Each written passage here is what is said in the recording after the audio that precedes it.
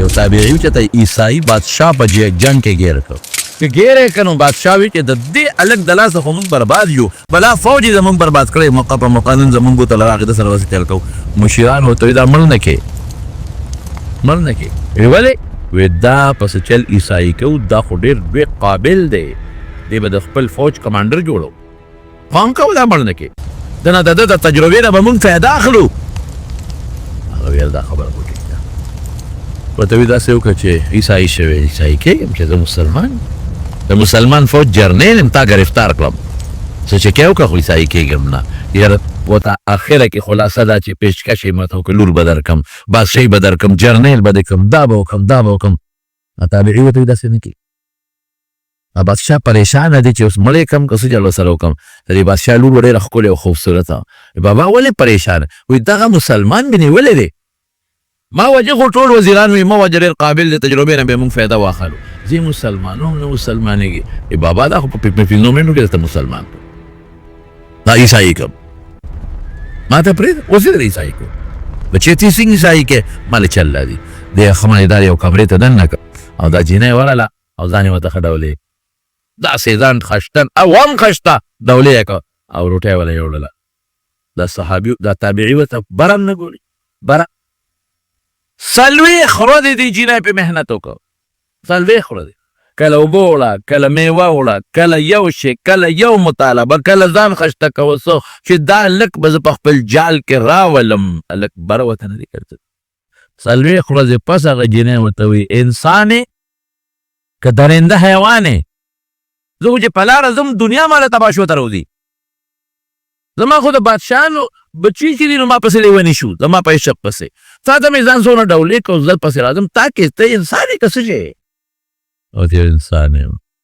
بیمار یې که روغ یې روغ یم بیا ولې الله نه یېرېږم که نن مې دا خپل خواهش تا پسې ولګو الله به څه وایي دا وجود ماله خدای دې نه راکړی چې د الله دشمنۍ کې استعمال دا سترګې دې نه چې الله دشمنۍ کې استعمال کړم دا اندام دې نه چې د خدای دشمني پې وکړه خو د خدای ګناه خو د خدای دشمني ده دا لاس مې دې نه چې زه پې الله سره دشمني وکړه جنۍ باندې اثر وشو وایي ستاسو دین دی اسلام دا دین الله ما خته دین ښایه الله پاک هغه د عیسائی بادشاه لور مسلمانه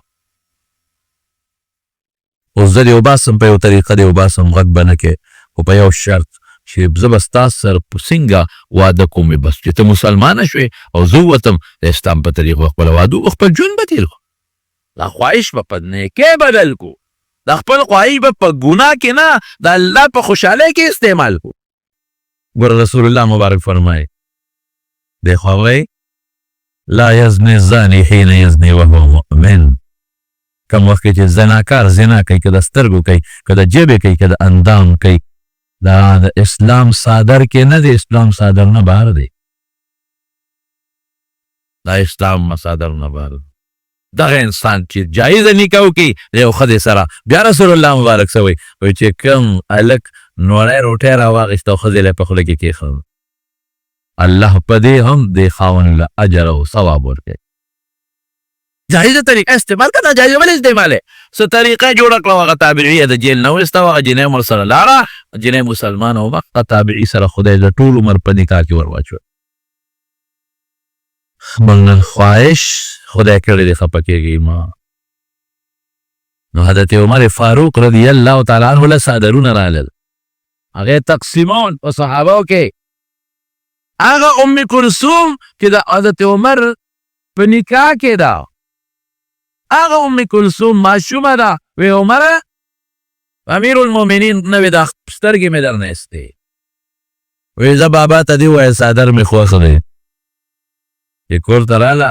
بابا ته ولي صاحب ته وی دا څنګه امیر المؤمنین دی بابا څادر یې پرېښود مخ پوته نیغ نیغ کتل وی ما خو ورته غوسه وکړه وی خیر دی بچې دا دې خاوند دی هغه پوه شو چې دی بل مقصد له لېږلی و هغه جینۍ د حضرت عمر په نکاح کې داخله شو او عجیبه دی کې یو بله واقعه هم ده چې په نکاح کې داخله شوه نو د عمر صاحب عمر زیات و غصه ناکه و جینۍ عمر کم و روزانه به کور کې جګړې وې او دې بانډیسیانو به دا ښځې ډېرې ډبولې نو عمر صاحب په ممبر اعلان کړو چې ښځه مه نه وهئ او که چام ښځه ووالم دا چل به سره کو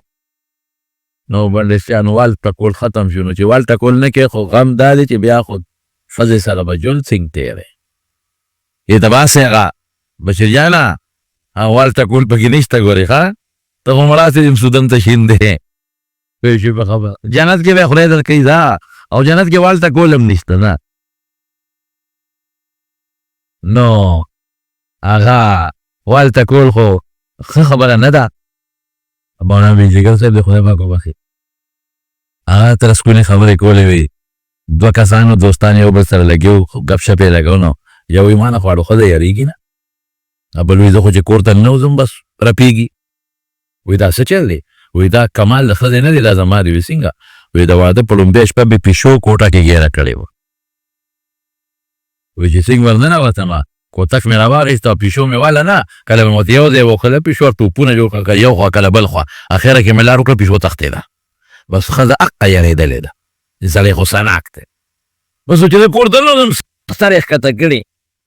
دقه په لومبۍ شپه مې یارولې ده دې د نر بچې م ځاړه پیشو یې کوټه کې ګیره کړه موږ هم دا لوبه وکړو دا ډرامه مو موږ هم وکړه پیشو یې کوټه کې ګیره کړه خو چې ننوت کوتک ته یې ګوتې کړې پیشو له یې دوه درې غوزار وکړه ښځه دی په ارام کښېنه هغه د پیشو د والو غوږې تېرې شوي دي ښه موږ پېژندلې موږ د وخت پېژندلې چې ته څه شی ښځو سره ډېره ازادي ښه نه ده ډېره ازادي او ښځو وال زده کول او ظلم هم ښځو سره نه لري په کار باندې سړي د خپلو ښځو سره ظلم ډېر زیات کړي نو هغه چې اعلان یې وکړه ښځې به نه وهئ نو خلکو ښځې جوابونه شروع کړل یو بانډیسي سره ښځې جنګ کوي ښځې په اواز اوچت کړی و جواب یې ورکړی و بانډیسي راغی ورېږه عمر صاحب ته شکایت وکړم چې موږ به هسې درس دروس کوو غال ټکول کول نو ښځې یارېدي غږ بیا نه کړو چې مو پرېښي دي راشه اوس ښځې جوابونه راکړي چغې را باندې وباسي چې راغی عمر صاحب ته دروازه وویله او اتفاق ده چې دې وخت کې ام کلثوم په عمر صاحب اواز راوچت کړی و چې دروازې وویله حضرت عمر صاحب وله راووته وایي برګري سال دی وایي یو مسله مې راوړې وه خو حل شوه وایي څنګه حل شوه راته دې ونه ویل حل شوه نو ما د ښځې فریاد راوړو چې ښځه جواب راکړي وایي ستا مې کور کې ولیده چې ته ګزاره کوې موږ بې زر کې عمر صاحب ورته یې ګوره وایي دا ښځه تا له پنځه ډیوټۍ کوي یو دله پخلی کوي که دی دله نه کولي هوټل نه دې تیاره راوړې څونه خرچه به دې راځه یا نوکر دې نه وي خانسانه څونه پیسې به دې ورکولې جامې دله اینځي کټونه دله اینځي صفاکۍ یې دله که دی دله نه کولې او دوبي له دې وړې یا نوکر دې نه څونه تنخوا به دې ورکول درې ځای دله صفاکۍ جارو کوي که دی دله نه کولې او ځان له یو چپړاسي نیولې څونه تنخوا به دې ورکوله څلورم د کور حفاظت ته کوي یو ښځه چې کور کې غل نه راځي که د حفاظت یې نه کولې او ځان له څوکیدار نیو څونه تنخوا به دې ورکول او پنځم د ګناه نه پرې بچې نو چې کومه ښځه دا پنځه ډیوټۍ کوي او صبر نه کوي کوي به زه بهر کیف چا ورته ووایي عمر صاحب ته وایي دا یو څادر ډېر مزېدار پاتې دی نو دا ام کلثوم له ورکه هغه بیبي له دی د علي صاحب لور نه او ورته څه وایي وایي ام سلید یو ښځه ده وایي ډېره زیاته مناسب ده چې د هغې له ورکم ام سلید په مدینه منوره کې یو ښځه وه سلیت نه دی سلید د هغې له مناسب دی چې موږ ورکو ولې وایي په احد کې چې کله صحابه پرېوتل او زخمیان شو وایي دا ام سلید و چې مشکونه به یې د اوبو ډک ډک راوړل او زخمیانو له به یې خولې کې اوبه اچولې نو خپله محبوبه به وروستو کم د الله محبوبه به مخکې کم څادر به هغې ته ورکړي وره خواهیس قربان که الله څه جوړوي هغه عمر نه خدای څه جوړ کړل امیر المؤمنین د رسول الله مبارک د دنیا وزیر د آخرت وزیر زلزله په مدینه کې راله زلزله خپې اوچته کړه ځمکې له یې راوبروله وی عمر د عمر عدل ختم شوی دی ځمکې چې ګلخېږي عمر خو شته عدل خو شته او ته ځمکې جلقېږي فورا زلزله بنده شوه او د مدینې یو غر نه اور راووت اور را روان دی په مدینه چا ورته وی امیر المؤمنین اور خو مدینې ته راغی وی تمیم الداري راشه چابک یې ورکړه ورشه دا اور وشړه ما یاد کړه چې عمر رالیږلی یم اوس اسپه ده چې شړی یاست اور خره ده چې شړی یې تمیم الداري دوه رکعته نفل وکړل چابک یې لاس کې واخیست اور پسې شو وی ای اوره عمر رالیږلی یم شا به کمې سوړې نه راوتې هلته ځه اور مخکې دی تمیم الداري ورپسې دی په هغه غار یې وردننه که واپس دی راغی او دریای نیل به راخته په کال کې یو ځای دریای نیل د مصر دریاب دا قانونو کال کې به یو ځل لوچتېده او کلی به یې غرقو مصر به یې غرقو. د هغوی یو رواج ده چې یو خشته جینۍ به یې وکته چې مصر کې به د هغې نه خوبصورته جینۍ بله نه وه پیغله هغه به یې ناوې کړه کالي به یې واچول به یې دریاب ته ورغورځوله دریاب به کېناسته به د هغوی یو جاهلیت رواج و. یو به مړه کړو یو به ختمه کړو خو نور خو به بچ شي که نه. کله د حضرت عمر فاروق رضی الله عنه زمانه ده او ګورنر ابو عبیده بن الجراح دی د هغه زمانې هغه ته چا وویل چې ګورې دا دریاب راخیږي کال کې یو ځل او که دا جینۍ مونږ نه ورچو نو مصر ګونډ وړي. اوس به څه کوې؟ هغه حضرت عمر صاحب ته خط ولېږه وایي دلته خو دا یو رسم و رواج دی دریاب راخیږي. عمر صاحب یو 2 چټ ګوتې خط ور ولېږه ابو عبیده ته یې ویې رضي الله عنه ته وایي که دریاب راوخه چې جینۍ ور وانچوې دا چټ به ور غورځوې دی بیا راوخیږي دریاب را غورځانګي. وایي خلک راغلل چې ای ګورنر صاحب مهرباني وکړه یو جینۍ به ور وغورځو مصر به بچ شي او که نه ور غورځوې ټوله دنیا غرقېږي. هغه وایي جینۍ غورځول ګناه ده. او ما ته حضرت عمر خط رالیږلی دی ور غورځو خط کې ورته څه لیکلي دي ای دریای نیل که ته د خدای که ته په خپل حکم چلېږي چې څه د خوښه یې کوه جینۍ نه در غورځو سوځ غرقول کې او هر څه کې او که ته د الله په حکم چلېږي د الله د رسول خلیفه یم دا چټ مې در وغورځو فټافټ ښکته سې چې تر قیامته پورې دې بیا اوچتونه وینه. خط یې راواخېسته او دریاب ته یې ورنړه کړه. دریای نیل چې هغه ویښ لتلی دی بیا چې ته رو نه خته او نه په مصر باندې راوچت شو او په مدینه کې ناست دی دغسې لکه په منبر باندې او فوج یې لېږلی دی لرې یو علاقې ته جهاد له لرې چې ته د میاشتو په مزل لرې او د مدینې نه اواز ورکوي خپل جرنیل له یا ساریتو الجبل الجبل ای ساریه غر ته متوجه شه غر نه ویریږه.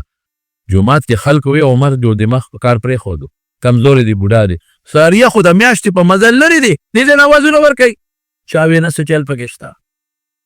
چې هغه لښکر واپس راغی حضرت ساریه راغی راورسېده خلکو دې تپوس وکړو جمعې په ورځ پلانکي ټیم کې څه مسله خو دلته نه وه پېښه وه که نه څه وایي موږ دشمن سره په جنګ و دشمن مخکې موږ ورپسې وو وایي دې کې مې یو اواز واورېد چې ای ساریه غر ته وګوره غر ته متوجه شه. وایي چې مې واورېده ما والله انه لصوت عمر قسم په خدای چې دا د عمر اواز دی.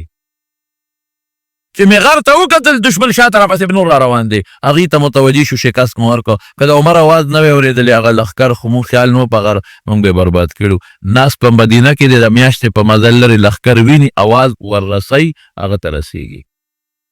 خواهش به د دین تابع کوو خواهش به د دین نن خواهش مونږ خدای کړی دی خفه کېږئ مه خو د مارونو یو خبره په ښکار کې شته ګورئ نبی علیہ السلام فرمایي چې څوک هم د ښکار شوق کوي ده کې به د عبادت نه او د خدای د ذکر نه غفلت پیدا کېږي. ښکاري سړی هر وخت په دې سوچ کې چې زه به کله ښکار له ځم دا ښکار به کله کوم هلته ښکار دی او دلته رمانځه وخت شو خو که دا لمونځ کوم خو دا مرغۍ رانه بېدرکه کېږي راشه ورپسې ځه ګرځې ورپسې ډزې مې پرې کوي په جالونه هم ښه دا جال مې غورځولی دی که دا اوس نه راکاږم او دا کبان رانه خرابېږي او هلته د مانځه وخت دی ذکر فکر د الله یاد منځ دې نه غفلت پیدا کوي. خو دونه معلومه شوه که یو سړی پر ښکار ظلم نه کوي زیاتې پې نه کوي خوراک اوبه له پوره ورکوي او دې ساتي نو ساتلی شي د حدیث نه دا معلومه شوه. بل دې څه معلومه شوه بل دا چې یو ماشوم دی لا واده هم نه دی کړی او هغه ته وایي د پلانکي پلاره زمونږ دا طالبان توپېږي دې ته حسن تفاول وایي حضور پاک یا ما عمر ای دا عمر پلاره څه مطلب چې خدای دې دله زوی درکړي ښځه به درکړي ځواني دې درکړي زوی دې درکړي د هغه به عمر وي حضرت اوس نه د عمر پلار وایي. نو په هلکانه کې او په ماشوموالي کې هم دې ته عربیان کونیه وایي دې ښودی شي. بل دې څه معلومه شوه د رسول الله مبارک یو پیشنګویي د لږ عمر خاوند ده او مقدسې وشوه هغه هلک په ماشوموالي کې وفات شو داسې قسمت د حضور پاک په صفتونو کې یو صفت دا دی چې دا خو ما دې کې طالبانو یو درې خبرې نور هم دي خو په هغې تاسو نه رسئ دا زمارونو د پیغمبر علیه السلام صفت و چې خبره به لږه وه الفاظ به لږو مقصد به پکې ډېر زیات. نو د یو حدیث اوس فرمایلی چې دې درته ویم لا یؤمن احدکم حتی یکون هواه طبعا لما جئت به وی هغه پورې یو سړی سوچه مسلمان نشي جوړېدی چې خواهش د دین تابع ما جئت به قرآن سنت ما چې کوم څیز راوړی دی قرآن او سنت چې د خپل خواهشات د هغې تابع کړي دا مسلمان او که د خپل خواهشات یې د دې تابع نه کړل دا د مسلمانۍ د رنګ نه او د مسلمانۍ د خوشبو نه او د اسلام د حسن نه او د اسلام د خشته ښکلي صادر نه دی بار ووتی په زمانونو د دې مختلف قسمونه دي نن موږ څه چل شروع کړی دی نن ټول د خواهشاتو جنګ نن شریعت یو طرف ته کړی دی موږ خواهش مو مخکې کړی دی شریعت دی خواهش مخکې خواهش د خېټ هم دی د ډوډۍ خواهش د مکان هم دی چې ځان له ښه بلډینګ جوړ کړم خواهش د موټر هم دی چې ځان له ښه موټر هغې نه ښه موټر هغې نه ښه والم د ټولو بچو مې دي وي د ټولو زمانو د ټولو رونو د ټولو ډېرونه دي وي دا مې یو خواهش دی دا هم خواهش دی د ښځو خواهش مختلف د خواهشاتو یو فهرست زموږ په دې سترګو کې پروت دی دین مو یو طرف ته کړی دی خواهش بل طرف ته کړی دی دې ته خواهش پرستي وایي نن دنیا په دې لګیا ده نن سهار نه پلار ماشومان پاسوي مونځ ورته نه ښایي ذکر ورته نه ښایي د خوب د پاسېدو کلمه ورته نه ښایي مونځ ورته نه ښایي خدای ورته نه ښایي عقیده ورته نه ښایي اخلاق ورته نه ښایي بس هله شابه بچې سکول ناوخته دی هله ګاډی را روان دی بچې شابه سکول ناوخته دی هله ماشوم پوزه بیګي جاري نه شابه هله بچې شابه جامې ورته واچوي پتلون ورته ور واچوي او بیا موټر کې کینې بوځي چې چا وس رسي یا ګاډي کې ورته پیسې ورکوي ترانسپورټ فیس او هغه سکول ته روانې ځي او مازدیګر چې بیا راشي بچې پاړې دې روا بچې سکول کې درته څو خول ټیوشن ولا نیسا دا تپوس د کې بچې ماسپښین مونځ مازدیګر مونځ ماښام مونځ ماسخوتن مونځ الله ته مخکول پکار دي که نه دي الله یې ټول بچې مونږ په دغې لین ورچولې دي چې پیسه وګټه بچې ګورې چې خر د خرک کمی نو څه شی دی غوږ یې د پرېښودو دی دا ورته مونږ مخکې متل خولی دی تر زوی ته دې وګوره که نه څنګه بنګله یې جوړه کړې هغه ماما زوی ته دې وګوره که نه هغه ګاونډي ته دې وګوره که نه څنګه مزېداره بنګله ده او څنګه موټر دی اره بچې تکړه شه ګورې خر د خره کمې غوږ یې د پرېښودو تکړه شه هغه په سوچ کې پروت دی چې زه څنګه پیسه پیدا کم د چا جیب وه غلا وکم سرکاري نوکرۍ کې کرپشن وکم رشوت والم دکاندار یم ګډون وکم دوکه وکم ګاک وم خو چې څوک حلال کم پیسه پیدا کم خو چې هغه تربور نه یو 2 ګزه اوچته بنګله جوړه کړم د هغه نه غټ اعلی مزېدار موټر والم د هغه ذهن کې د ماشوم دا ذهن سپیني دا دماغ پاکي دا ول موږ دغې نه ډک کړی دي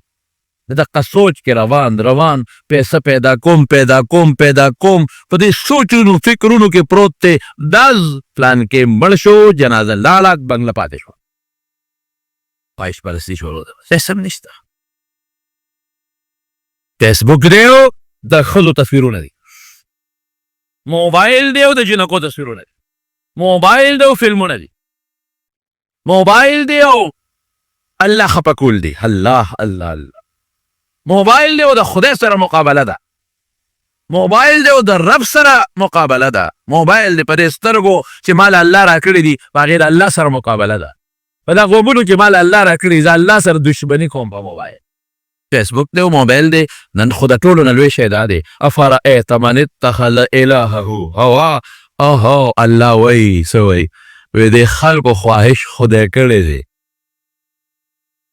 خواهش یې څه شی جوړ کړی دی خدای جوړ کړی خواهش لاندې کا ګوره چې الله څه کوي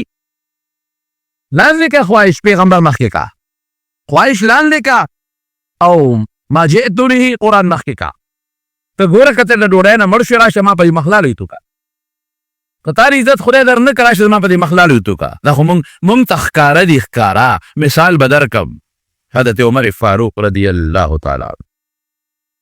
د حضور پاک د غلام بچی حضرت اسامه هغه اسامه چې یو ځل د رسول الله مبارک په پتون ناستو زید ښکلی اسامه د رنګه تور و زید محبوب پیغمبر مبارک چې غلامانو سره کم سلوک کړی دی که نن موږ خپلو نوکرانو سره خپلو همسایهګانو سره او خپل ما تحت ملازمینو سره او خپلو چپړاسیانو سره دغه سلوک وکړه قسم په خدای دنیا کې به جنتي د غلام بچی د رنګ نم تور دی په دا پتون ورسره ناست دی پوز یې وبهده رسول الله مبارک په هغه لاسونو چې قیمت د عرش نام اوچت دی راځي او د دې اسامه پوزه پې پاک کوي عایشه بیبي ورته الله رسوله ما ته پرېږده چې دا پوزه وله زه پاکه کړم ویې عایشې دا به زه پاکوم احبې فاني احبه د سره مینه کوه زما ډېر خوښ دی په دا پتون به کښېنه او د مرئیز وې پوزه ورته پاکوي څوک عقاید و جهاد د سره مینه کوه زما ډېر خوښ دی نو حضرت عمر فاروق رضی الله عنه چې امیر المؤمنین شو بادشاه شو نو تنخوا به مجاهدینو له ورکوله فوجي جرنیلان او فوجي مجاهدین هغې له به تنخوا ورکوله نو زوی دی عبدالله ابن عمر هغه ورته بابا ما له تنخوا کمه راکړې اسامه له ډېره ورکړې ولې دې مانه کوم جهاد ته مخکې تللی دی دې مانه کوم میدان ته مخکې تللی دی ما کوم میدان رستو کړی دی او دې مخکې شوی دی د مانه کوم میدان کتلی دی خو چې کم دی د دې دې ځم کوم میدان دی چې زه رستو یم دې مخکې دی دله ولې تنخوا زیاته ورکړې ما له کمه راکړې عمر ورته وایي عبدالله ابن عمر ته زما زوی زما محبوبې زما ښکلا یې دا د رسول الله مبارک ښکلا ده د رسول الله مبارک محبوب او د رسول الله مبارک ښکلا به زما په ښکلا مخکې وي که نه وبکې داسې د خواهش پرستی زمانه کې وکې داسې نه په خپله چرګ وخوري په خپله خوراک وخوري او چې کومې نوکر د چپړاسي د تشه خوراړو مخکې کیسه به خوره ډکې او دغه عبدالله دغه عمر فاروق دی څادرونه وله رالل څادرونه نو تقسیمولې په مدینه کې نو چا ورته وی ستا بیبي ده د رسول الله مبارک نه سوی ده ام کلثوم بنت علي د علي لور د هغې له ورکه دا حضرت عمر په دې اخري زمانه کې حضرت علي ته وی علي وی ستا لور د ام کلثوم ما ته به را په نکاح نه کې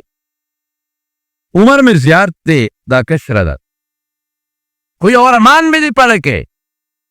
چې که دا جینۍ ما ته را په نکاح شي او موږ له خدای بچي راکړي نو په هغه بچو به زموږ د حضور پاک نسب یو شي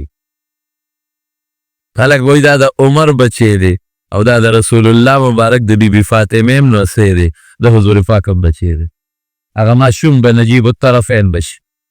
پلار د طرف نه مور طرف نه به نسب به یو شي ارمان مې دی عربو کې دا رواج هغه زمانه کې نو اوس هم نشته که هلک او جینۍ راځئ مور پلار یې راځئ نو که عمر کې فرق مینو پروا نشته علي صاحب ورته وایي وی امیر المؤمنین هغه جینۍ به دې خوښه شي نو په شریعت کې قانون دا دی چې کومې جینۍ سره څوک نکاح کول غواړي نو د هغې مخ ته کتی شي مخ ته خو د خواهش په بنیاد به ورته نه ګورئ په دې بنیاد به وګورئ چې دا جینۍ ما سره مناسب ده خوښه مې ده که مې نه ده خوښه مخ ته ورله کتی شي او که د خواهشاتو سوچ ته راځي نه هغه دفع کوه نو علي صاحب ورته وي یو څادر ورکوم او درلیږم نو ته وګوره که دې خوښه شوې نو زما هم دا خواهش دی چې تا له یې په نکاح کړم هغه وی ښه ام کلثوم ته علي صاحب وایي د فاطمې لور ده بیبي فاطمې رضی الله تعالی عنها وی بچې دا څادر امیر المؤمنین له 100 عمر له وی بابا مې راکړی دا دې خوښ دی که نه دی خوښ دې څادر یوړه امیر المؤمنین دا څادر مې بابا را کړی دی وګوره خوښ دی که دی نه دی خوښ نو عمر کې ډېره حیا وه هغه د دې جینۍ مخ ته نه شو کتی حیا د وجې نه نو خپو ته یې وله کته چې ودرېږه د خپو نه بس اندازه معلومه کړو خپو ته به وګورو جینۍ پې پوه شوه ورته وی امیر المؤمنین وی زما څادر دې پرېښو زه څادر مې درته راوړی دی هغې ته نه ګورې زما خپو ته نه ګورې قسم دی که امیر المؤمنین نه وی چې سترګې مې درنه ایستې هغې کې هم ډېره حیا وه که نه د بیبي فاطمې لور ده د بیبي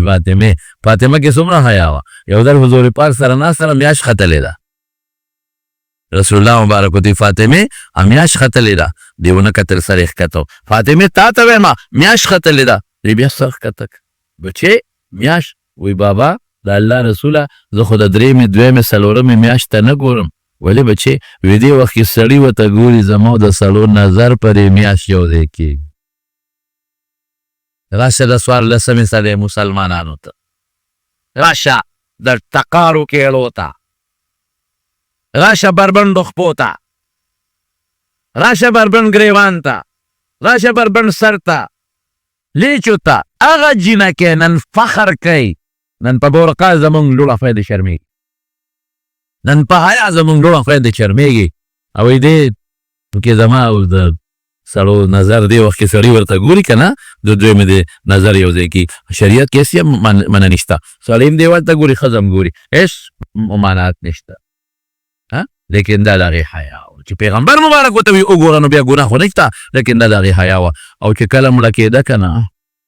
بیبي فاطمه نو وصیت یې وکړ، وایي چې زه مړه شم او زما جنازه وړی، خو د شپې زما جنازه وړی، دروازې به نه او بل زما د جنازې د پاسه دا ډولۍ اوس خلک اچوي که نه د زنانه، دا مخکې را د حفشو کې دا روایو دلته نو، وی زما په کټ د پاسه به لرګي کېدی، د لرګو د پاسه به څادر واچوی چې زما کفن هم څوک ونه ویني. د رسول الله مبارک لور ناجینه کې آت د حیا پرته ده. زما وروڼو خدای دې زمونږ خویندو لوڼو له حیا ورکړي. دا هم خواهش پرستي ده چې نن جینۍ بربنډ سر خوښوي، دا هم خواهش پرستي ده چې نن جینۍ بربنډ مخ او بربنډ سټ خلکو ته ښیي، دا هم خواهش پرستي ده چې لیچې ښکاره کړي دي، لاندې خپې ښکاره دي. ای د خدای بندې، الله ښکلی وجود درکه، د دوزخ په اورې ولې سوځې؟ الله خشته مخ درکه، الله ښکلې ډانچه درکړه، الله ایمان دله پړه کې واچو، الله د مسلمان مور و پلار نه پیدا کړې. دا وجود خو زما د دوزخ په اور نشي پیرزو، ستا ولې پیرزو شي؟ دا وجود به په قبر کې په کوتکو والی کېږي. ولې ظلم کې؟ ولې خلکو له د زنا دعوت ورکې؟ ولې د هلکانو سترګې ځان ته را مخامخ کې؟ ولې په لاره په داسې انداز دی چې سړي درته وګوري؟ دغه جینۍ چې دا په فیسبوکونو باندې په موبایلو کې او دا په لارو کوڅو کې داسې حرکتونه کوي چې ما سره سړي را مخامخ شي، د دې سوونو زرګونو سړو د سترګو د ژبې د زنا ګناه دې وګټله. څه کې په کوم طرف روان یې؟ یو خو به خدای نه منې، یا به رسول نه منې، یا به خدای او رسول نه منې، او دغه هلکان چې د پردو جنکو ته ګوري. الله اکبر. حضرت یوسف علیه السلام پیغمبر دی او د زلیخې کور ته لاړ، د زلیخې کور ته، او زلیخه پې مینه شوه. بس لنډه پښتو کې به درته ویم، د زلیخې خوښ شو، مینه شوه پې. لیکن یوسف علیه السلام په دې خپلو سترګو زلیخې ته نه کتل، دی چې به کله ته نظر به ښکته، اوس خو یې نیکه ده او د وزیر لور ده او ښځه ده، خشته ده، کوسنداره ده. او یوسف دلته راشه، یوسف دی به ورغې سر به ښکته کړي، دا کار وکړه، دا کار وکړه، خوله ګډول، راغوښتل، عاشقه ده پې په کور کې، ځان نه لرې نه پرېښودل. یوسف به ناست و، سر به ښکته و، نه به کتل دی خپلې نیکې ته. یوسفه ما ته وګوره، داسې به وکتل زر به سر، ولې ما ته نه ګورې؟ څه چل شوی دی؟ لا پیغمبر نه دی، لا نبوت نشته، لا کتاب نشته، خو زړه کې د یوسف حیا پرته ده، زړه کې د پیغمبرۍ نښې د مخکې نه پرتې دي، نه ګوري ورته، سترګې نه مخامخ ښیي ورته. اخر کې زلیخې ورغی او جال جوړومه او دې پنساوم دې ګیروم په دې جال کې، ځان یې ښه خشته کړه، ښه ډولې یې کړه. هغه زمانه کې دا هره زمانه کې دا د بیوټي پارلر دا رواج شته دی چې دا حسن او خشتوالي د جینکو خوښه وي او داسې کاریګران هم وي زنانه چې هغې جینکو له هغه حسن برابروي. ځان یې ښه ډولې کړ. په محل کې دننه یو کوټه ده او په څو دروازو بنده کوټه ده، هغې ځان پسې بندې کړې. وغلقت الابواب وقالت هیت لک. قرآن شریف کې الله فرمایي غلقت الباب نه دی، غلقت الابواب، ټولې دروازې بندې کړې، جرندې ورته واچولې. زلیخه خپل کټ ته وخته ډبل بیټ ته او پکې کېناسته او چابیانې ځان سره کړلې. یوسف ته ویل راځه دې را دننه کو، نوکرانو ته وایي دروازې بندې کړې، چابیانې ماله راکړې. په خپله اخري دروازه بنده کړه، بله بنده کړه، بله بنده کړه. یوسف ته وایي دلته راشه. حضرت یوسف ته څه وایي؟ قالت هیت لک، راځه ځان او له اوله ته وایي یوسفه سترګې دې ډېرې ښکلې نه دي، ګوره دا هغه جال دی. وی او ښکلې دي خو ړومبې به دا سترګې پټېږي به، مخ دې ښکلې ډېر نه دی، وی قبر کې به ټولو نه مخکې دا خاورې کېږي. لاسونه دې ډېر ښایسته نه دي، وی ټولو نه مخکې به دا چیپړېږي، دا به ختم شي. یوسف ما ته وګوره، نه ګوري. یوسف ما راغوښتی سلی نن، خبرې نه، نن به ما سره ګناه به کوې. ما ته وګوره زه څومره ښایسته یم، زما لاس، زما خپې، زما وجود چې دا مطالبه د یوسف نه کوي، یو ټکي یوسف وایي هغه وخت کې علیه السلام یو ټکي وایي قال معاذ الله، یا الله ما بچ که، معاذ الله، د الله په ذات دنه امن غواړم، ما معاف که. دې وخت کې د انسان زړه کې چې د دنیا بزرګي، د دنیا نیک انساني، یو خدا چې الله بچ کړي، لیکن دې نه څوک نشي خلاصوي. د خواهش د انسان چې اوبراو شي، د حیوان شو دې وخت کې، انسانیت ختم شو، حیوان شو. دلته دوی په ځان نه دي اوس دې وخت کې، دوی په خپل قابو کې نه دي دې وخت کې. سلیمان ابن یسار د یو ډېر لوی سړی زموږ د امام ابو حنیفه رحمت الله علیه په شاګردانو کې دی. سلیمان ابن یسار ډېر ښکلی دی، ډېر ښایسته دی.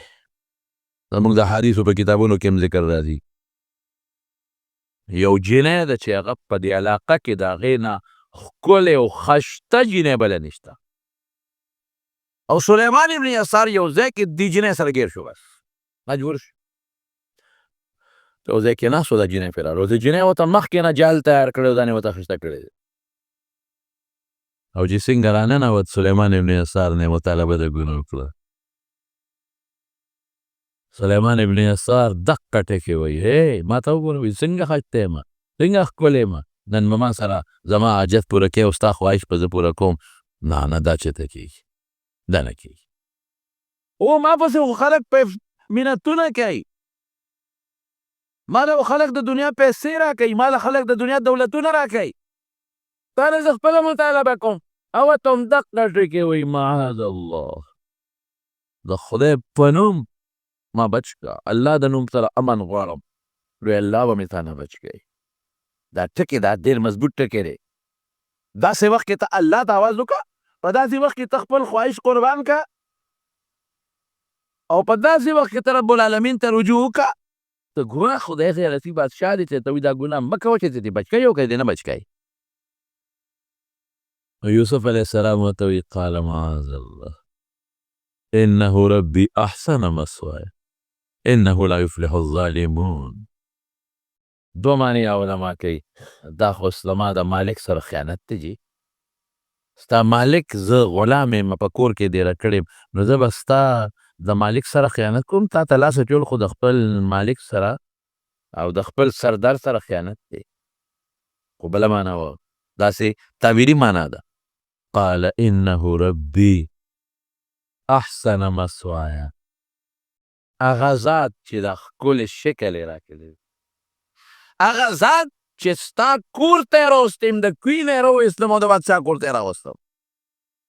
دا ښایسته مزېدار وجود چې دا دنیا راته پس کېږي، هغه ذات سره خیانت وکړم، ظلم وکړم. انه لا یفلح الظالمون، ظالمان کو چاته نه کامیابېږي. وایي پرېږدم دی نه، دروازه جننده ده، لازمن به دا ګناه ما سره کوې، لازمن. نو مونږ خلک خو به بهانه جوړو چې روز څه وکړو، بیا توبه به وس وکړو.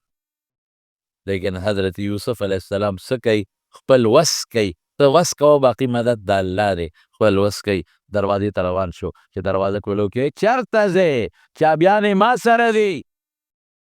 تللی نه شې. خو چې یوسف علیه السلام قدم واخیست، رب العالمین جرنده کوله وکړه، دروازه کوله شوه. او سړي خو رانه لاړ، داسې چلو شو، ورغری وال، ده ته بله دروازه کوله شوه، بله پروتوکول ورته میلو شو. لکه یو بادشاه وزیر یو علاقې ته ځي که نه، نو دا نوکران ورته دروازې کولوي. چې بادشاه ته دا تکلیف نه چې دروازه کولاو، دروازه ورته مخکې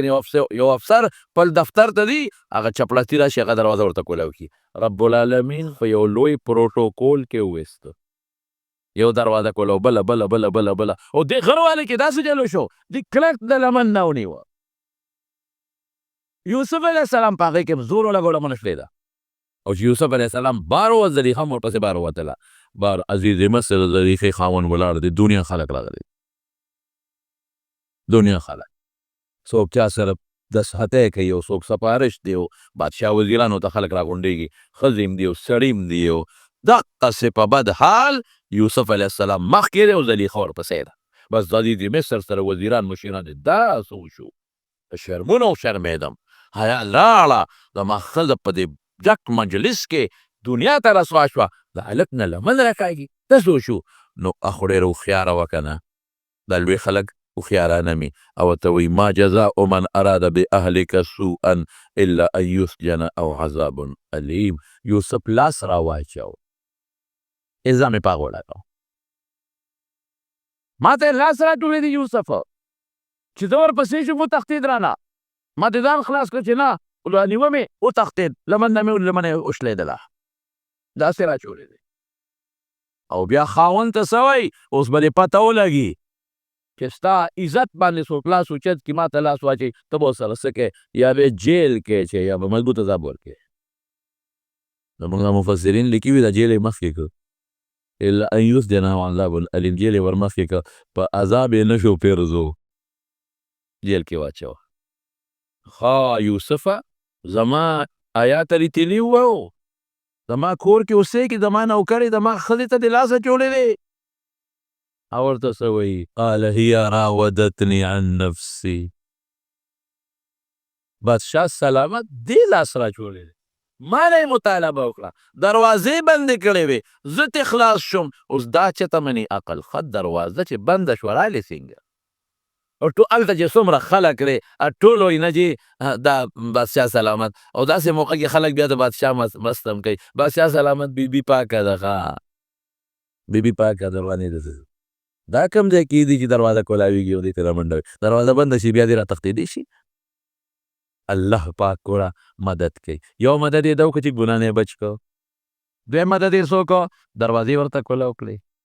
درېیم مدد یې څه وکړه، یو پروتوکول سره لاړ، څلورم مدد یې څه وکړه، څلورم الله پارسي کې حکمتي که دا خاوند ته خبره نه وه ښکاره شوې، سبا زلیخې بیا مطالبه کوله، بیا به کوله، بیا به کوله، ګیره او بلاس به ورچو، ګناه کې به مبتلا کېده. اوس بل مدد څه کوي، یو ښځه د هغې سره یو ماشوم بچی دی او د مور پی خوري. یوسف وایي دې لاس را واچو، هغې ده لاس را واچو، هغه ماشوم د مور سینه پرېښودله. وشهد شاهد من اهلها ان کان قمیصه قد من قبل فصدقت ان کان قمیصه قد من قبل فصدقت وهو من الكاذبین وان کان قمیصه قد من دبر فكذبت وهو من الصادقين. ان کان قمیصه قد من قبل فصدقت وهو من الكاذبین. کمیس ته یوسف وګورئ چې مخکې نه شلېدلی دی که وروستو، که کمیس مخکې شلېدلي نو دا زلیخه رښتونې ده، یوسف دروغجن دی، د لاس ورچو هغې ته ځان خلاصو، کمیس یې د مخکې نه شلېده. او ان کان قمیصه قد من دبر فکذبت وهو من الصادقین. او که کمیس د شا نه شلېدلي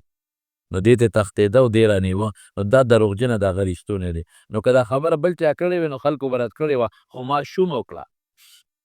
او د پیو ماشوم خبره وکړله، نو ماشوم خو چې خبرې کوي الله طاقت ورکوي، د گویا یې خلکو منله. وګورئ د کمیس ته یوسف وګورئ چې فلما رأى قمیصه قد من دبر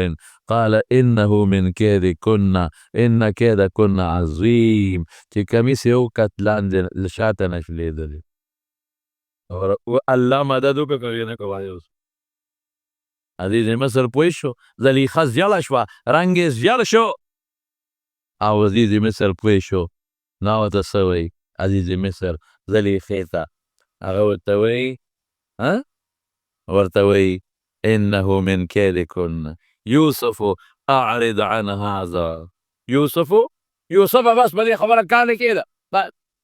دا خبره چاته ونه کړي چې زلیخې لاس را چولی دی، دا خبره دلته ختمه کا. واستغفري لذنبك انك كنت من الخاطئين. زلیخې د خدای نه بخښنه وغواړه، غلطي ستا ده. نو زه وایم چې د مصر ډېر بې غیرته و،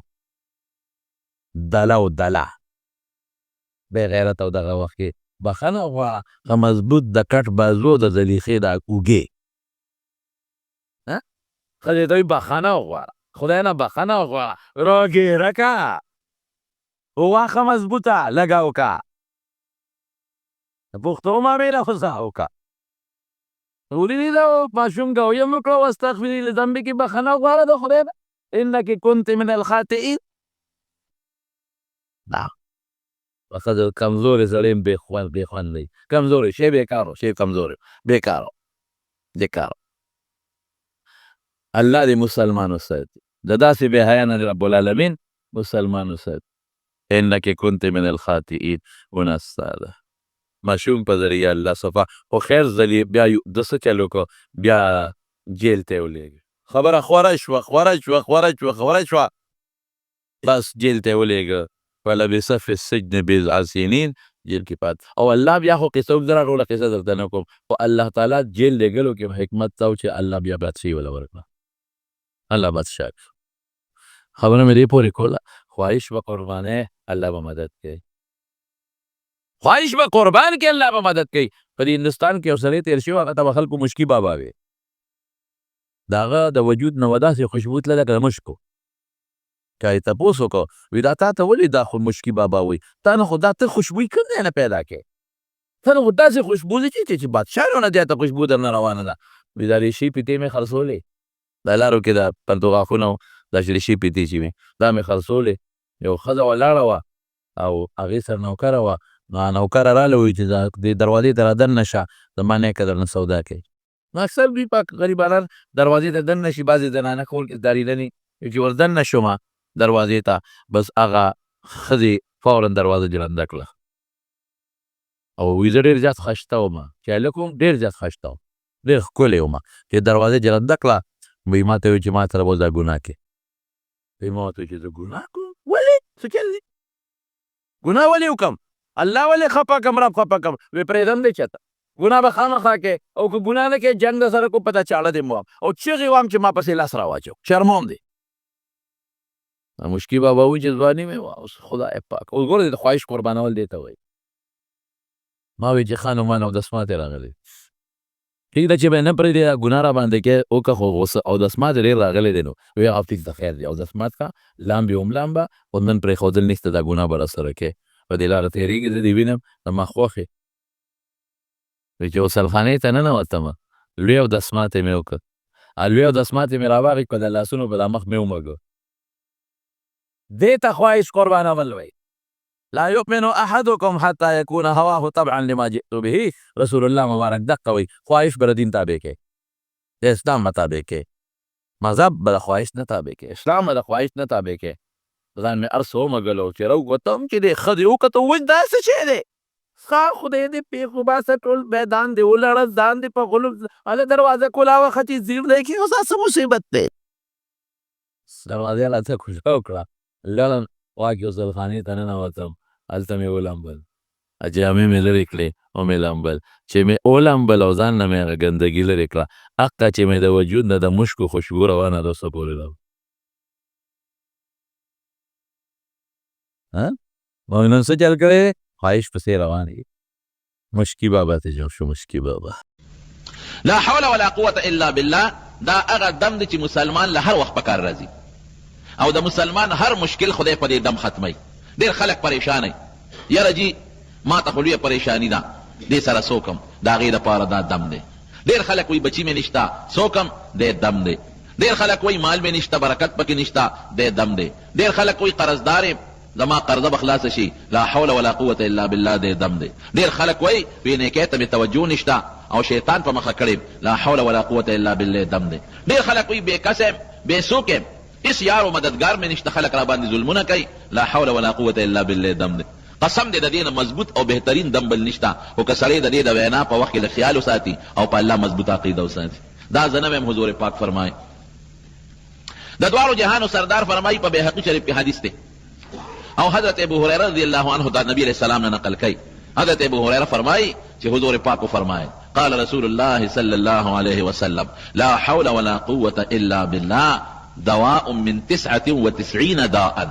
وی دا د یو کم سلو بیمارو علاج دی، د یو کم سلو بیمارو دارو دی دارو. ایسرها الهم. وی پټولو کې رکوټي بیماری هغه پریشانی ده چې انسان ته د غیرو سبب هم نه معلوم. نن سبا خو ټینشن وته وي او پریشانی وته وي. په پریشانی کې څومره خلک مبتلا دي. څوک د مال په پریشانی کې مبتلا دي، څوک د رشتو په پریشانی کې مبتلا دي چې زما د بچي او زما د زامنو لونو د خیزه کې رشتي وشي. دا ډېره خبره ده. څوک د حج او د عمرې په طلب کې پریشان دي، څوک د خپل رشتې په طلب کې پریشان دي، څوک د بیماری په طلب شفا کې پریشان دي، چاته کور کې جګړې دي پاغې کې پریشان دي، څوک یو وزر دي پریشان دي، چاته د مقدمو پریشانی ده. دا د دې دا وی رکوټي مرض دی. دا دوه کم سل غټ مرضونه دي. دا پریشانی ورکوټي مرض دی چې لا حول ولا قوة الا بالله. دا غي د پاره علاج دی. او معنی څه ده؟ معنا باندې ځان پوي کې. معنی خپل حضور پاک خو دلی ده. یو صحابي د عبد الله ابن مسعود رضی الله عنه یو کتاب دی د حدیث مسند د بازار وته وي، باقي کې دا حدیث نقل شوی دی. عبد الله ابن مسعود رضی الله عنه د نبی علیہ السلام نه تاسو کو، بلکې حضور پاک وته فرمایي وی اتدري تفسیرها اتدري تفسیرها وی لا حول ولا قوة الا بالله په معنا پويږي. عبد الله ابن مسعود ورته وی الله ورسوله اعلم، الله ورسول ته پته ده، ما ته په معنا نه معلومه. نو حضور پاک وته دې معنا په خپل بیان وی لا حول عن المعصيه الا بعصمه الله. دا هر ګنا نه بچ کېدل به د الله تعالی په توفیق نه کېږي. ګنا نه، پریشانۍ نه، تکلیف نه، درد نه او هر قسمه ټینشنونو نه به د پروردگار د ذات نه بل څه بچ کول شته نه. دی یو معنا شو. ولا قوة على الطاعة، لا قوة على العبادة، لا قوة على عمل، لا قوة على الطاعة الا بعون الله. او چې هر کار کې تابعداري د خدای کې یا د دنیا یو کاروبار مثلا کې، نو په دې طاقت چې درکې څوک به درکې؟ الله. دی معنا شو. دا لا حول ولا قوة الا بالله معنا شو. او دا حقیقت دی. قسم دې داسې ځای کې بغیر چې اس په دې څوک نشي خلاصولې، څوک به خلاصي یا الله. حضرت ابراهيم عليه السلام ته ګوره اور ته وغورځېد. نمرود وته اور بل کړی دی. نمرود دومره اور بل کړی دی چې په هوا کې مارغه په پاسه نشي الوتې. داسې اور دی، نږدې ولا څوک نشي راتلی. په دې چل نه پوهېږي چې د ابراهیم علیه السلام پکې څنګه وغورځو. په دې چل نه پوهېږي. ځکه که دې غورځو نو خو موږ بیا غورځو، نو چې موږ ورنږدې کېږو خو دا اور هم سوځوي. دې سره څوک دومره خطرناک اور. یو میاشت لګیا دي خلک او اور راوړي او خشاکونه راوړي او لرګي راوړي او میدان یې ډک بل کړی د اور نه. په چل نه پوهېږي چې زه څه وکړم. په دې طریقو چل نه ورځي. او فرشتې پریشانه دي. فرشتې الله ته درخواست کوي پروردګاره موږ څوک وو، موږ ته حکم وکړه پروردګاره ستا هغه بنده چې نن په ټوله ځمکه کې دقه یو تا مني بل څوک نشته. نو ټول مشرکان دي، شرک کوي. دقه یو بنده دی چې هغه تا مني او هغه نن اور ته غورځولی کېږي او دونه خطرناک اور. الله مدد یې وکړه. فرشتې الله ته درخواست کوي. الله فرشتو ته ورشئ تاسو مدد وکړئ. یاره که دنه غواړي مدد اله. یو فرشته راله د باران وی ما الله نه اجازت غوښتې دی. ابراهیم علیه السلام ته وایي الله نه مې اجازت غوښتې دی او که ته اجازت راکړې خو ستا اجازت یې شرط کړی دی. که ستا خوښی نو اوس به یو ساعت سره ورېځ راولم او باران به دومره وکړم چې دا ټول اور به پې مړ کم ختم بشي. که ستا خوښی وی نه زه خو دا نه ویم. ولې نه وی؟ دې کې دې غورځئ اسوئ الله اعلم بحالي ربي اعلم بحالي. پروردګار زما په حال خبردار دی. تا نه امداد غواړم الله له ولې نه غواړم؟ را لېږلي بېشکه تا الله خو زما الله شته که نه الله نه به مدد غواړم. لا حول ولا قوة الا بالله. د دې تکلیف نه بچ کوونکې او قابو موندونکې په روغ صحت بې د پروردګار د ذات نه بل څوک نشي کولی. الله نه به مدد غواړم. بله فرشته راله وایي زه غرونو والا فرشته یم. زما په طاقت کې الله دا اختیار اچولی دی چې اوس دا څومره غرونه وی دا اوچتولی شم ړقولی شم. یو غر به اوچت کړم په دې اور د پاسه به کېدم. ما له اجازت راکړه. وایي د اجازت تاله نه درکوم. غورځئ دي په اور کې ما الله نه اجازت غوښتی دی خو ستا راځی پکې شرط کړی چې ابراهیم نه تپوس وکړه. وایي ربي اعلم بحالي. تا ته ولې ویم الله ته ولې نه ویم؟ ابراهيم عليه السلام خو ابراهيم عليه السلام وکنه. قرآن کې الله وی ولقد آتینا ابراهيم رشده من قبل وكنا به عالمين. په ماشوموالي کې دله موږ پوهه ورکړې ده. بعض انسان ماشوم الله ولا پوهه ورکړي، عقل ولا ورکړي، سوچ ولا ورکړي، پوهه ولا ورکړي. بعضې بوډا سپینګري شي عقل پکې نه، پوهه پکې نه. بله فرشته راله وی زه د باد او د هوا او د زول او د طوفان والا فرشته ما له الله د اختیار راکړی دی. څومره طوفان چې راولي دا زه راولم، څومره باد چې راولي دا بادونه زه راولم، طوفان زه راولم، سیلی زما په وس کې دا زه راولم. ما ته حکم وکړه الله نه مې اجازت غوښتې دی خو د ابراهیم نه تپوس وکړه. اوس به داسې طوفان او هوا راولم چې دا اور به اوچت کړم او د نمرودیانو په دا کورونو کې بیا ورخور کړم. دا چل ماله راځي. ټول د نمرود قلا، د نمرود قوم، د نمرود بنګلې، د قوم خلک دا به دله ټول نیست و نابود کړم. دا به دله ټولو سوځوم. ګوره څومره مضبوط طاقتونه دي ورسره که دا موږ ته میلو شي د دشمن په مقابله کې. موږ وایو خو شابه دله اوس راغلې چې بېګا راغلې وې خبرې کړي. دا غر والا فرشته ته اوس راغلې که پرون راغلې وې چې دا غر دې اوچت کړی و د دشمن په دا سر دی ښودی.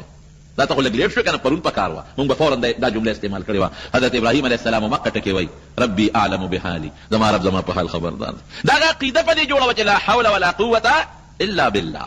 خلاصې بې د خدای نه بل څوک نشي کولی او طاقت موندونکې بغیر د الله د ذات نه بل څوک بل چا سره طاقت نشته دا طاقت به د الله پیدا کوي ښه نو اوس به اور ته څنګه غورځئ نو بیا شیطان حرامي وله راغی شیطان ورته چل وښو هغه دوزخ مچوغلې لیدلې وې یو ټال جوړ کړې او دې پکې کښېنوې او ټال له جوټه ورکړې د اور د منځ ته به وغورځېږي ټال یې وله جوړ کړ لوی ټال او مچوغله غوندې او په هغې کې ابراهیم علیه السلام کښېنو او بیا ظالمان دومره وو چې ابراهیم علیه السلام یې بربنډم که جامې هم ترې لرې کړلې ځکه دشمن یې تذلیل وله کوي او ټال بیا نه اوچتېږي فرشتې د رحمت راغلي دي او ټال یې کلک نیولی دی بیا شیطان ورته وایي سرتور سر ښځې راولئ دا ټال به اوچت شي جینکۍ راوستلې سرتور سر هغې خپله ګډا مډا شروع کړه فرشتې د رحمت لاړې کوم ځای کې چې زنانه سرتور سري د رحمت فرشتې هلته نه ټینګېږي هغه ځي او ابراهیم علیه السلام یې اور ته وغورځوه د نمرود دا ګمان و چې دا اور ته رسېدل او د ده سوځېدل د ده لوخړه کېدل سم دي اور ته تلل او د ابراهیم علیه السلام په اور کې ګلې ګلزار سمېدل سمو قلنا یا نار کوني بردا وسلاما علی ابراهیم اوره یخ به شي ګورې معتدل یخ چې تکلیف ونه ورنه کړي مري غوندې و دا سواد د کالام او د دې بره غرونو په شان یخني پرې رانولې ګورې په قلار چې صرف دومره چې دته د اور تکلیف نه او بلکې علما لیکي چې جبریل علیه السلام راغی د ملګرتیا لپاره ورسره په اور کې کېناست د جنت یو ښکلې باغچه ورته خدای په اور کې دننه جوړه کړه اوبه ورته خدای د اور په منځ کې را پیدا کړلې او دا میوې بوټي ورته خدای د اور په منځ کې را پیدا کړه وایه اوس بې د الله د ذات نه بچ کوونکي بل څوک شته اوس نشته اور یې ورته ګلې ګلزار کړه د لا حول ولا قوة الا بالله معنا ده د دشمن د عذاب نه بچ کوونکي بې د الله د ذات نه بل څوک نشته یو د الله ذات نه ذات پرې بچ کوي بل څوک نشي بچ کولی بلې مرحلې ته ګوره بیبي یې د په لاره روان دی هجرت کوي اوس غریب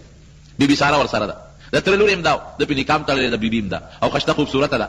لار کې یو بادشاه دی ظالم بادشاه داسې ظالم بادشاه دی چې هغه دا څوکیداران په لارو کې کښېنولي او چې چا سره ښځی بس دا خاون وله وجنې او ښځی ماله راولې ابراهیم علیه السلام ته پته ولګېده چې دا خو په لوی غم وړېدم بیبي ته وایي داسې کار دی چې ته زما ښځی نه دی خاوند دی خو په شریعت کې ما ورته ارور خورم یو ګورې ښه ځکه دیني خور مې ټول د آدم علیه السلام اولاد یو ته مې خور یې مخکې پوه کړه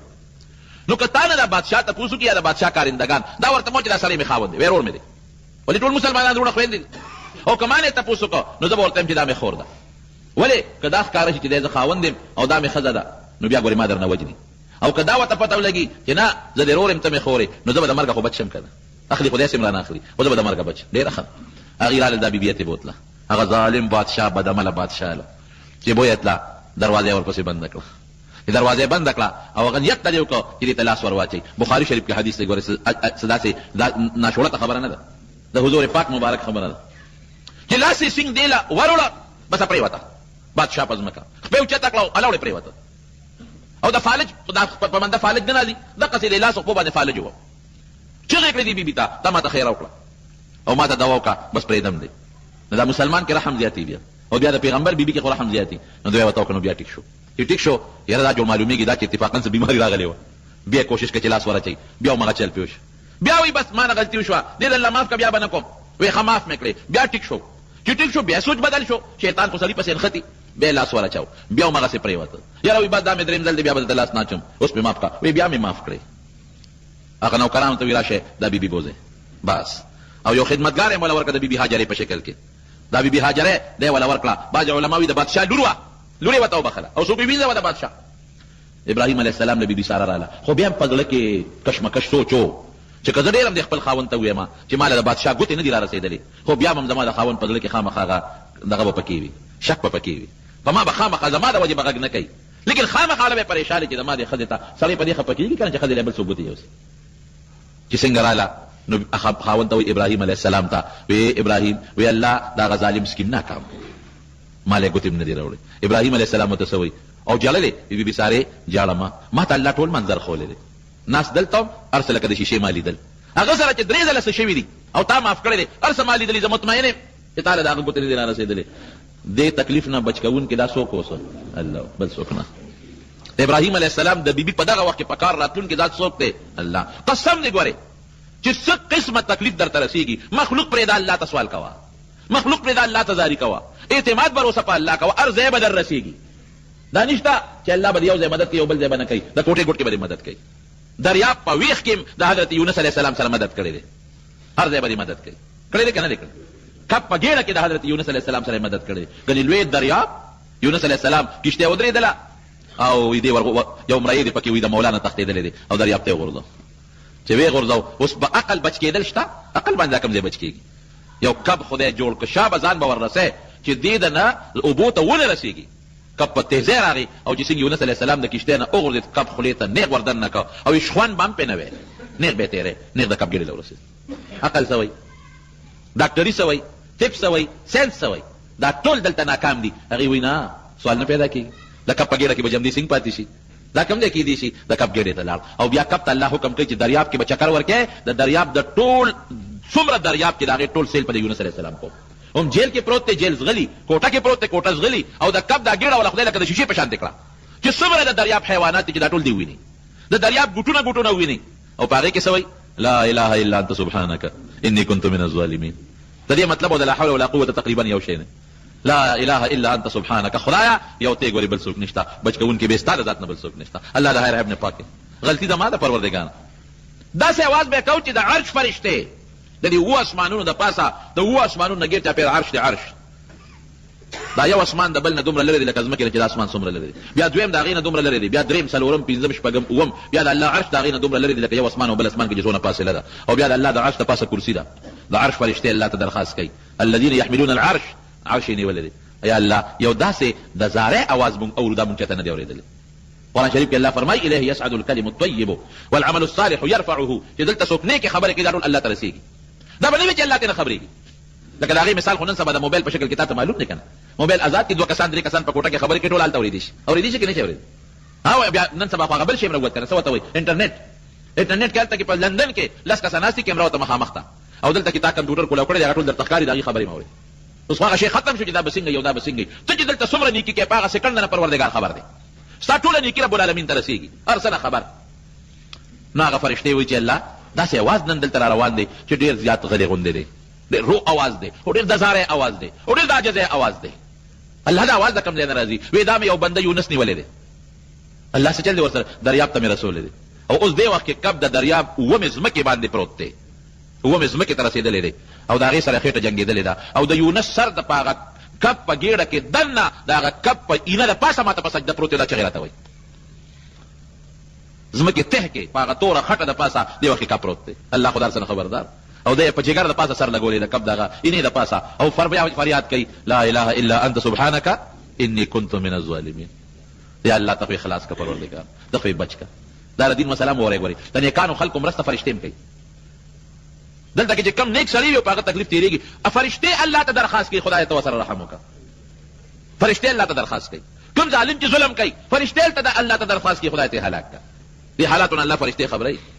نیک سړی دی حدیث پاک کې حضور پاک فرمایي یو نیک سړی دی نیک سړی او د هغې یو ښځه ده او دا ښځه د نیک سړي سره ظلم کوي زیاتې ورسره کوي په جنت کې چې کومې حورې دي د دې سړي دپاره مقرر دي هغه حورې هلته وایي ښځې خدای دې هلاکه کړه زموږ دا خاوند ولې تنګ د سره ولې ظلم کوي دا خو تا سره د څو ورځو مېلمه دی در نه به را جدا شي موږ له به راځي قاتلک الله خدای دې هلاکه کړه مشکات شریف کې حدیث دی هغه فرشتې پروردګار ته سوال کوي الله ته خو دې بچ کړه معافې کړه الله کب ته حکم وکړه راولټی یې کړه په غاړو باندې راوغورځو رب ذوالجلال څه وایي فلولا انه كان من المسبحين للبث في بطنه الى يوم يبعثون کده په کب په ګېډه کې زه نه یادولې نو تر قیامته پورې به مې د کب لم جون ورکړی و دلم دقه دریاب کې به مې ګرځو راګرځو وایه که د خدای نه لوی زور د بل چا شته نشته قسم دې ګورې هر څه د الله په زور کې دي دې غټې زه کله سوچ کوم د شپې خوب نه راځي او سوچ وکړم ان في خلق السماوات والارض واختلاف الليل والنهار لآيات لاولي الالباب خدای دې سپوږمۍ ته دې وګوره څومره ښکلې دې پیدا کړې څوک یو بلف نشي جوړولی همیشه دپاره نشي رڼا کولی پروردګار دې ځمکې ته دې وګوره دې انور ته دې وګوره الله دې ستورو ته دې وګوره پروردګار دې کائناتو ته وګوره دې انسان ته وګوره څومره ښکلې دې پیدا کړی دی دې شکل ته د انسان وګوره الله د شکلونو کمې هم در سره نشته یو مور نه دوه بچي پیدا کړي د یو شکل یو شانتې او د بل بل شانتې د یو رنګ یو شانتې او د بل بل شانتې بټۍ کې په یو قالب چې خښتې جوړېږي یو شان جوړېږي فرق پکې نه یو قالب نه دی خدایه څلور پنځه شپږ لس بچي راویستل او د ټولو شکلونه د یو بل نه جدا رنګونه د یو بل نه جدا خویونه د یو بل نه جدا قدونه د یو بل نه جدا یو مخکې مري بل وروسته مري یو نیک یو بد دا څوک کوي جواب راکړئ الله کوي روغ رامټ سړی وي داسې بیماري پرې راولي چې نه چوڼې کې نه چوڼ حیران یې ورته خلک او بیمار سړی به ټول عمر به بیمار به سلو ته شپږو شلو کالو ته ورسوي دا څوک کوي الله دا د لا حول ولا قوة الا بالله معنا ده دا چې لګیم دا دې معنا ده لا حول ولا قوه الا بالله. هر تکلیف نه بچ کوونکی به د الله د ذات نه بل څوک نشته. تکلیف د الله په قبضه قدرت کې دی، د تکلیف بچ کول د الله په قبضه قدرت کې دي. طاقت چې موږ له خدای را کړی دی، د لاسو کې طاقت، سترګو کې د لیدو طاقت، غوږونو کې د اورېدو طاقت، ژبه کې د وینا طاقت، دا چا پیدا کړی دي؟ الله پیدا کړی. ولا قوه الا بالله. د الله د امداد نه بغیر هیڅ طاقت نشته. روغ رمټ سړی وي، ښه پهلوان وي، لاسونه ټیک خپې ټیک وجود ټیک، او ناګهانه فالج به وي. هغه خشته انسان، ښکلی انسان فالج و، څه چل پې وچو جي فالج و، خپې نه کونټۍ جوړه شو، خپره کېږي شي، بلې ورپسې اوچتئ. داسې ده که نه؟ لاس کوږ شي کوږ سمسې، بلې ورپسې اوچتئ. هغه خوله چې ده به پې ښکلې خبرې کولې او خشته ذکر به یې پې کو او ښکلې خبرې به یې کولې، هغې نه ډیوه جوړه شوه لاړې ته بېږي، بل والا خوله پاکوي. رښتیا ده که نه ده؟ هغه انسان چې بلې په اوږه ګرځو، نن بل په اوږه ګرځئ، خولې نه لاړې بېږي، پوزه بېږي، لاس پالج، خپه پالج والی. روڼو روغ صحت د چا په اختیار کې دی؟ الله. او مرض د چا په اختیار کې دی؟ دا د لا حول ولا قوة الا بالله معنا ده. دا لوی تفسیر د دې کلمې معنا ده، لا حول ولا قوة الا بالله. سخته کې پکار به دې څوک راځي؟ نه دې زوی پکارېږي، نه دې لور پکارېږي، نه دې ډاکټر پکارېږي. دا ظاهري اسباب دي. دې کې که خدای مدد وکړه خو ډېره ښه ده، که نه هېڅ هم نشته. د کوفه کې یو سړی تاجر و، سوداګر، داسې تاجر و چې ډېر امانتدار و، خلکو به ورسره خپل مالونه امانت یې ښودل. یو ځل د تجارت دپاره یو ښار نه بل ښار ته اراده وکړه، نو سامان یې ځان سره تجارت باندې خو څوک تش نه دي، پیسې دولت څخه واخېستل او روان شو. د کلي نه چې بار د کوفې و، کوفې نه چې لږ بار ووته روان شو، یو سړی ورته په دې لاره کې ولاړ دی. ده ته اشاره وکړه، وایي چېرته دی؟ وایي زه فلانکي ښار ته ځم. وایي ما به ځان سره بونه دی، یو اشرفی بدله درکړم، دینار اشرفی دا بدله درکړم، او ما ځان سره بوځم، ملګري به دې شم د سفر. ده وایي ډېره ښه ده چې یوازې ځمه، نو راشه دې به ځان سره سور کړم، نو دوه فایدې به حاصلې شي. یو خو به یو اشرفی والم، کرۍ به ترې والم، او دویمه دا ده چې د لارې به مې ملګري یوازې به ځم، نو د یوازې نه دا ملګرتیا ښه ده که ډېره ښه ده. را سور شه، ځان سره سور کړه، اشرفی ترې واخېسته، روان دي ګپ شپ لګوي. هغه کم سړی چې ځان سره سور کړی دی هغه ورته ځان نه نیک سړی جوړ کړی. اوس هم بعضې خلک داسې کوي، موټر کې چا سره وخېږي چې څه منځ یې بولي، موټر ترې والي یا دې مړ کړي یا وتښتوي. چې څه منځ یې لاړل، لارې دوه دي. اوس دا سوداګر په عامه لار اوس دیغ روانېږي. دا چې کوم دویم ورسره سور شوی دی او دوی په دې دویم په دې لار ولې نه دی؟ سوداګر ورته وایي چې ما ته دا لاره نه ده معلومه. وایي نه دا خو ما ته معلومه ده، ډېره لنډه لار ده، ډېره نږدې ده، ته چې په کومه لار دی دا خو اوږده ده، او دا ډېره لنډه لار ده. دې ورسره بیا خپلې ګپې شپې لګئ چې څه منځ یې لاړل، هغه لار په یو ځنګل ختمه شوه. لوی ځنګل دی، خطرناک، د انسان هډوکي هم پراته دي، د انسانانو کوپړې هم پرتې دي، د وینو نښې هم پرتې دي، او دا شاته کرایدار چې کوم د فورا دغه اسنه ودنګل، او په دې ملا کې یو خنجر پټ کړی، لوی خنجر دوه مخي دی، هغه یې راوویسته او دې سوداګر ته ویې راکوشه. او سوداګر غریب حیران شو، کوشه پرېږدم دې چې خدایه دا څه په مصیبت او په غم باندې ووړېدو. دا څه شو؟ دا سوداګر ورته داسې کار دی چې ستا مقصد خو دا مال دی که نه؟ مال ما نه واله، دا اسم ستا، دا مال هم ستا، چې څه دي ما ولټوه، خو ما پرېږده خدای ته وګوره. وایي نه نه، اول به تا وجنم، دا مال به وروستو عالم، چې تا پرېږدم خو ته به سبا ما پسې خلک راولې، زما نشاندهي به وشي، زه به خلکو ته معلوم شم. اول نمبر به تا لالم، وجنم به دې، هغې نه پس به مال سره ګورم. چې دا سوداګر اوس پوه شو چې سړی م را باندې مضبوط دی، چاړه ورسره د تقلید هم ته نه شمه، نو بس اوس دغه وخت کې څوک په سړي په زړه کې به څوک راځي، اوس الله به راځي. کوم وخت چې دا ګاډۍ وجنګېږي که نه، معمولي ډغره وخوري، نو چې مسلمان نو په زړه غیر اختیاري د الله نوم راځي، الله خیر. زلزله چې را شي که نه، نو فورا دې وایي الله خیر. دریاب کې خپه وخوېږي که نه، نو دې وایي الله خیر. د فطري تقاضا ده، دا نفسیاتي اثر دی، زړه کې به دې راځي چې بچ کوونکی ذات ګورې یو الله دی، بل څوک نه دی. نو دا سوداګر دې وخت کې وایي چې لا حول ولا قوة الا بالله. د دې مفهوم دی ښه، او د الله نه بغیر خو بل څوک د خلاصولی نه شي. یو 2 رکعته مونځ ټیم راکړه، دې غلطه وایي. هغه ورته داسې په نشه کې وخندل، زه وایي وکړه دا چې سته کومې کپرې یې نه که نه، دین داسې 2 10 مونځونه کړي دي، خو مونځ رانه خلاص کړي نه دي. دغله چې دا ارمان دې پوره کړه، 2 رکعته ته م وکړه، سلام ګرځی، نو بېغمه کوم به دی چې دې په مانځو درېږه الحمدلله رب العالمین او ولدوالین آمین، او صورت شروع کوي. دومره په هیبت چې صورت تیر شو. غم د غریب سره چې اوس ممرم په چاړه مې وایي پرېږدي مې نه، صورت تیر شو. نو یو آیات ورته الله ګوره، الله ته چې ته ځان سپارې الله به دې مدد کوي. یو آیات یې دې ذهن ته راغی، امن یجیب المضطر اذا دعاه، چې کوم سړی محتاج دی او الله ته چغه وایي، بغیر د الله نه بل څوک فریاد رس بل نشته دی. دا د آیات معنا ده. بس دا آیت یې ووایي او دې کې دې په مانځه ولاړ دی، دې کې یو شاه سوار غیبي راښکاره شو، په اس باندې سور دی، نیزه ورسره ده، د اوسپنې ټوپۍ په سر ده، او چې څنګه را په اس را روان دی، اوس دا ګڼکپ خو پې شو چې دا سړی خو راغی نیزې والا، نو هغه ته هم ور مخامخ شو چې زه ځان ته خلاص کړم څوک هم. هغه نیزه باز راغی او دې په نیزه ښه یو مضبوطه وو، او چې ویې واو نو اور بل شو او دا سړی پې وسوځېد. دی وایي چې ما خو سلام وګرځاو، چې سلام مې څنګه وګرځاو، نو هغه شاه سوار ته ور متوجه شوم. څوک یې ته؟ شاه سوار ته متوجه شوم. ته څوک یې؟ زه خو یې د لوی غمه خلاص کړم، او ډاکو دې مړ کړه، اوم سوځې. ته څوک یې؟ وایي زه د دې امن یجیب المضطر اذا دعاه غلام یم، د دې آیت غلام یم. تا چې کله په منځو درېدې او الله ته دې فریاد وکړه، وایي اسمانونه وجړقېدل، الله وی چې یو فرشته پکار ده، زه ودرېدم، الله وایا یو بنده فلان کیږي کې ګرد مدد شب ځان رسوه، الله راولېږلم. سخته کې به بیا څوک پکارېږي؟ الله به دې پکارېږي په سخته کې. بې د پروردګار نه بل څوک دی قسم دې که بچ کړي، یو الله به دې بچ کړي، او که راته غواړي هم به الله درکوي. زه کله کله په دې اخباراتو کې د دې بعضې نجومیانو اشتهار غوندې لګېدلي چې ما نجومیانو لیکلي چې را دې شي موږ زوی ورکوو، او لیکلي ګارنټي کې سره، ګارنټۍ سره زوی ورکوم ګارنټي کې سره، او بانډ له راخېجوم ګارنټۍ سره راخېجوم. یم دا خلک ډېر سادهګان دي. ګارنټۍ سره چې ته خلکو له زوی ورکوې ځان ولې نه جوړوې؟ او ګارنټۍ سره چې بل له بانډ راخېجه خو ځان له راخېجه وکړه. او ګارنټۍ سره کامیابي ورکوم، نو په کامیابي ستا په لاس کې ده، د ګارنټۍ بچیه دا د خدای په لاس کې ده.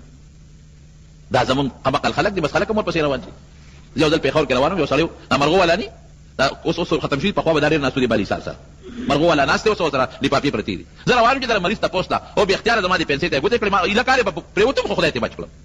غصه م راله، خدای پنسۍ ته راله چا لاس راواچو. چې مې کتل اوس دی دی، مې ولې کاکا وایي دلته چې راشي چې قسمت ته له ټیک کړم. یا خدایه پاکه اوس هم خوا شوې، مې اوس په دې په سړک راغورځولې، په قسمت ته له ټیک کوم. مې ځان له ټیک کړه چې د دې فوټپات د ناستې نه خلاص شي، ځان له قسمت برابر کړه. دې شکل ته دې وګوره، ظالمه نسوار دې پنځه منه په خوله کې چولې څښه، لاړې د نبیږي دې غاښونو ته دې وګوره، سپېمو ته دې وګوره، او زما قسمت ټیک کړې، ما له خدای قسمت ټیک کړی دی، ځان له ټیک کړه. زمونږ خلک دا هم قمقل ناست دغه دی، ولاسي څوک چا ورته لاس نیولي پال به وله ګوري، څوک مرغو ته ناست دي، څوک نجومیانو پسې ګرځي، دې قصو پسې مه ګرځئ. روغ صحت مرض لرې کول د چا په اختیار کې دي؟ الله په اختیار کې دي. دا اسباب دي لټۍ به ډاکټر له به هم دی، دا ستا سبب دی. خدا به نه وایي چې ډاکټر جوړ کړم، د دې ډاکټر په لاس کې شفا به الله اچوي، دم به هم په ځان اچوي، دا لا حول ولا قوة الا بالله دم دی که نه، دعا به هم کوې، تعویذ به هم استعمالوې چې رسم تعویذي، او دمونه به هم استعمالوې، او مونځ به هم کوې. خدا به دې یقین چې په دې ټولو څیزونو کې اثر څوک پیدا کوي؟ الله پیدا کوي. زما وروڼو،